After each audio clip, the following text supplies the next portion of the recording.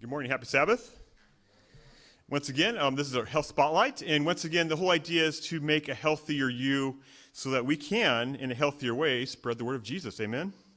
And especially during these times of pandemic, which now has almost been a year long, this is very important, and going forward as well. So what I'm going to do today is I'm going to bring up some articles that were actually written pre-COVID, all right? So this is once again before COVID happened.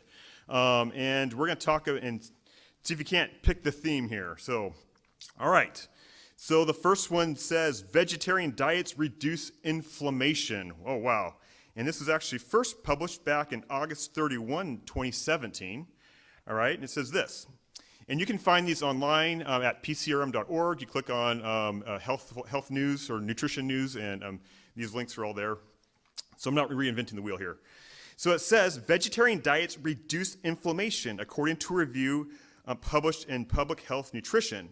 Researchers reviewed 18 prior studies, finding that individuals who followed a vegetarian diet for at least 2 years lowered their serum levels of C-reactive protein, a biomarker of inflammation, compared with those who did not follow a vegetarian diet. Researchers suspect the credit goes to the phytosterols and the dietary fiber found in the fruits, vegetables, whole grains, and legumes, so decreasing inflammation. All right, so vegetarian diets decrease what? Inflammation, all right? And it's actually inflammation, which is the final pathway that happens inside an artery just before somebody has a heart attack or a stroke. Interesting. And so people with higher markers of inflammation can set themselves up for worse outcomes. Anyways, all right, here's another one. Ketogenic diets increase cholesterol and inflammation. So what kind of diet? Ketogenic, all right. This is a big fad these days, unfortunately. All right, and so here it goes.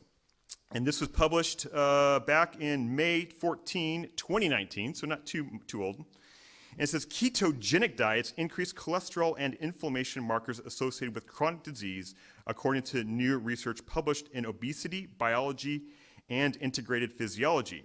Researchers monitored changes in lipid and inflammation during 4 weeks on a baseline diet, 50% carbohydrate, 35% fat, and 15% protein, and for 4 weeks on an isocaloric keto diet, 5% carbohydrates, 80% fat, and 15% protein. That's making me sick already.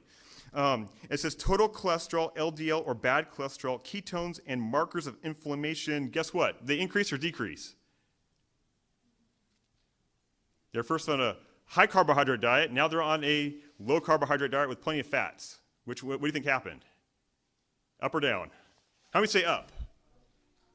Okay, you got a couple winners on that. How many say down? All right, nobody's voting. Okay. It actually went up, once again, because they're eating more pro-inflammatory foods. It says the markers of inflammation increase significantly while on the ketogenic diet. Okay, so when we talk about inflammation, why is this important, especially with COVID? What's going on? Well, people are dying from, guess what? I've said the word many times. Inflammation, oh boy. Yes, so that's what's killing people. And the foods that we eat, as mentioned here, just in a couple of articles, influence the inflammation in our body. And so lower levels of inflammation are going to come from what kind of foods again? Your plants, right? Your higher inflammation is going to come from your animals, all right? So, and once again, we know this from a biblical perspective. I mean, after all, what's the original diet? Fruits and nuts and grains, right? The stems and leaves were given in Genesis 3, so that's actually post-sin, if you think about it. And then Noah, guess what? He was given privilege to eat meat when? After the flood.